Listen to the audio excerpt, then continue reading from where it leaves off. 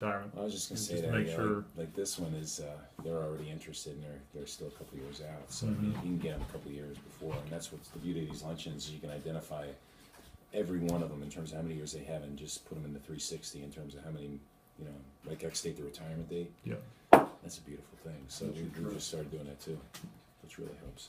But yeah, I mean, if you can check on transition, kind of like I did with Keith there, in terms of some point during your model or whatever you go through, and get to that point where you just say, when it comes to this, it's going to be really important for us to all three sit down and go through this together, and kind of get that early in the discussion out there, and then when you get ready to pull out your calendar for that next meeting, you say, okay, now what's your husband's schedule?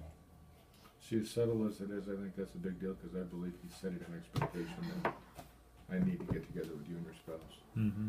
It was kind of a soft way he said it, but he set an expectation that this is what we would need to do. Yeah, and typically I get the same type of reaction. Oh, okay, yeah, that sounds good, because he'll want to hear this too. And sometimes they'll say, well, he doesn't care, Right. which definitely isn't true, because I know if it were me, I would care. Yeah. But especially when it comes to spousal benefits, because God forbid if she does have an accident or something and pass away, and he's high and dry.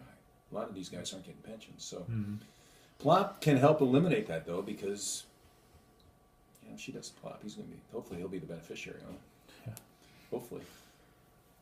And then if he doesn't get it, if he's not beneficiary, if they pass away together, then maybe the kids end up getting some money. So I really like the plot a lot in most situations. I really do like the plot a lot. So, or I'll talk about the life insurance pension bags.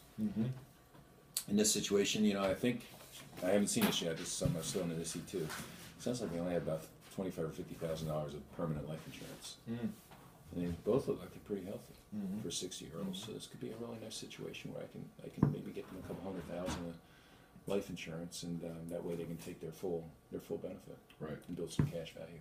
Right. Why wouldn't you? Yeah. So we'll try to get into some of that too as well. But basically, we'd be at a point, after we kind of talk a little bit. I don't get too much into product at this point. I'm just basically. Do you guys use the fact finder, the purse folders, or what do you guys use? Yellow pads. Use yellow pads, okay. That's what we've been talking about a lot. You have to start using the fact We're finder. terrible at this point. Yeah. Okay, we don't ask all the questions. We don't ask the If questions. somebody like checks retirement, I come in and talk about, and it's bad, but I talk about what situation they're in, kind of. Do they want a Roth IRA? Do they want a 403b? And then give me $25 a month. There you go. We'll start you off. Yeah, that's pretty classic. That's I pretty mean, typical. Yeah. But I want to get away from that. I want to do more. That's not where I want to be at. It's funny too. I was telling Rob this yesterday. This is where I run around and seeing these various situations. Every situation is so different. But I was just saying how like the APR meeting we went to is one of my favorite couples. They just retired. He's having some health issues, and just they sold and moved they sold their house and moved it, and on top of the $400,000 or $500,000 they already have with us, just found out she has another 90 in the bank now.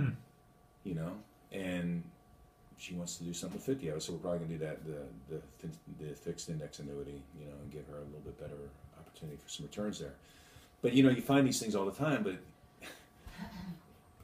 it's just amazing how, at least for me, as I've grown in this career, I'm not in such a hurry to push them anymore.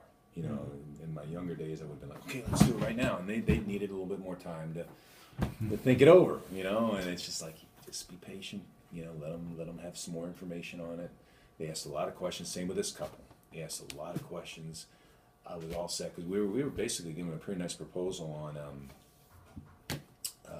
each doing their Roth, $6,500 each, and she's doing about $700 to pay, which is basically sheltering her paycheck into a 403b program. And I think she's going to do that. I think I probably could have pushed her hard enough to do it yesterday, but you could just tell she needed to do some more analysis. And Larry, another benefit out of the spouse there. If he understands it and she doesn't, like yesterday, he was explaining it to her. So he was kind of selling for me, and I love that, because you can just sit back and watch your spouses talk and sell to each other. So I would really encourage you guys to do everything you can, every time if possible. That second meeting, better yet that first meeting, to get them together.